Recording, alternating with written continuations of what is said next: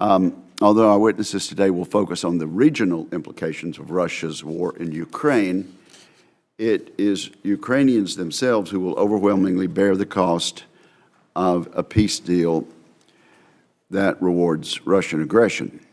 Millions of Ukrainians already suffer under Russian occupation. They're subject to the lawlessness of Russian authorities, who use violence and cruelty as they seek to subjugate the Ukrainian people, erase their identity, and break their will to resist, all in contravention of international law.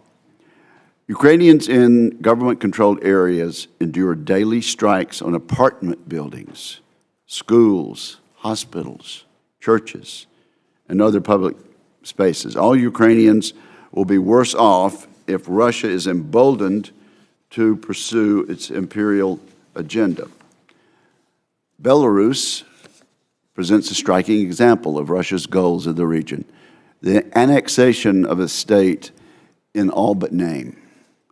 Vladimir Putin has slowly captured the Belarusian state, beginning with seemingly innocuous plans for economic integration and ultimately using Belarusian territory to host Russian weapons and troops, expanding Russia's physical reach to NATO's border. The West perhaps preferred not to deal with another unpleasant dictator in Alexander Lukashenko. It failed to take the problem seriously until it was too late, and nearly all the opposition was forced out of Belarus with the help of Moscow's apparatus of repression. Doubtless, Putin would love to accomplish the same feat in Georgia, where Georgian Dream has halted the country's path to Euro-Atlantic integration. Tragically, I might add. By turning away from Europe and cultivating Russia as a partner, Georgian Dream is free to engage in corruption and repression without accountability, just as their senior partner in Moscow does. Our witnesses today will also discuss Armenia and Moldova. Both nations would be in a precarious position if Putin's designs on Ukraine succeed. Both countries, to varying degrees, have prioritized their sovereignty and democracy, much to the dismay of Moscow. These countries exist on a continuum, a range which runs from soft annexation by Russia at one end to an EU membership path on the other.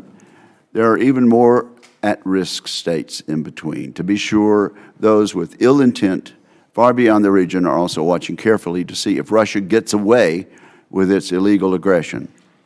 The United States is uniquely positioned to withhold the stamp of legitimacy from a state, territory, or leader, just as we refuse to recognize the Soviet Union's forcible annexation of the Baltic states. We must not preclude the possibility of freedom in the region, regardless of the facts on the ground today. Our witnesses will explain the practical necessity of doing just that.